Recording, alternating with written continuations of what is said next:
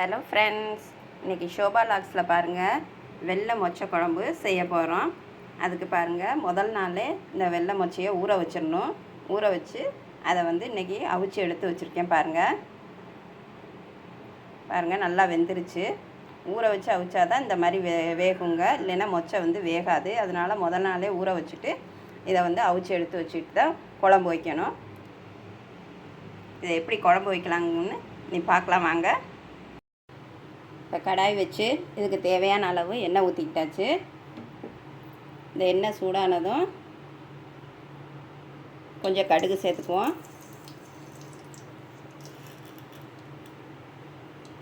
கொஞ்சம் உளுந்து, கொஞ்சம் ஜீரகம். அது பொரிஞ்சதும் 2 காஞ்ச மிளகாய் சேர்த்துக்கிறேன். அது கூட கட் பண்ணி வச்சுருக்க இந்த வெங்காயத்தையும் சேர்த்துக்குவோம். வெங்காயம் கொஞ்சம் வதங்கட்டும்.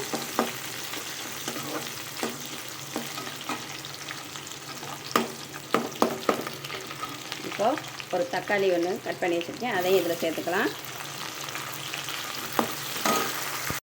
இந்த தக்காளி எல்லாம் நல்லா வெந்து வந்துருச்சு.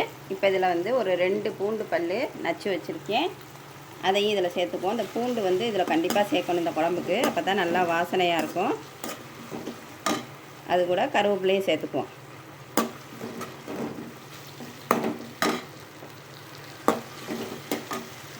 இப்போது இதுக்கு தேவையான மசாலா சேர்க்கலாம். தனி மிளகாத்தூள் ஒரு 2.5 ஸ்பூன் போட்டுக்கிறேன். என் ஸ்பூன் சின்ன ஸ்பூன், அதனால் 2.5 போட்டுக்கிறேன். நீங்கள் காரத்துக்கு ஏற்ற மாதிரி போட்டுக்கிறங்க.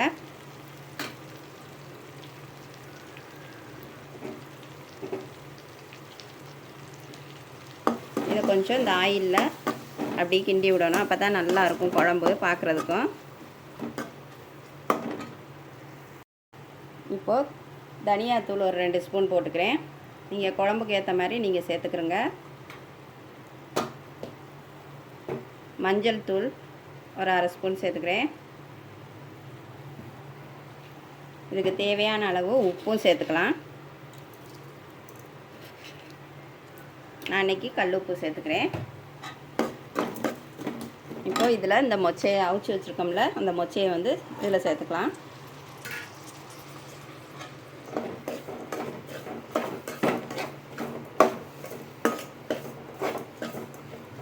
இப்போ குழம்புக்கு தேவையான அளவு தண்ணி ஊற்றிக்கலாம்.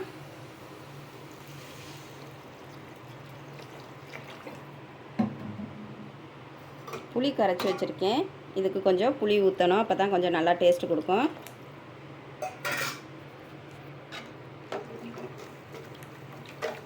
இது ஒரு 10 நிமிஷம் ஆகுங்க நல்லா கொதித்து, மிளகா வாசனையெல்லாம் போகிறதுக்கு ஒரு 10 நிமிஷம் நல்லா கொதித்து வரட்டும். பாருங்கள் நல்லா கொதித்து வந்துருச்சு. வெள்ளை மொச்சை குழம்பு சூப்பராக ரெடி ஆயிடுச்சு. பாருங்கள், நீ ஸ்டவ் ஆஃப் பண்ணிவிட்டு இறக்கிடலாங்க. வெள்ளை மொச்சை குழம்பு சூப்பராக ரெடி ஆயிடுச்சுங்க.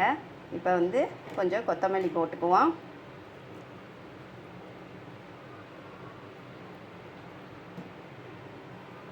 பாருங்கள், பார்க்கவே ரொம்ப அழகாக இருக்கா. பார்க்கும்போதே சாப்பிட்ணுன்னு தோணும். நல்லா டேஸ்ட்டாகவும் இருக்கும். இதே மாதிரி நீங்களும் வெள்ளை மொச்சை குழம்பு வச்சு சாப்பிட்டு பாருங்கள். இந்த குழம்பு பிடிச்சிருந்தா கமெண்ட் பண்ணுங்கள், லைக் பண்ணுங்கள், சப்ஸ்கிரைப் பண்ணுங்கள்.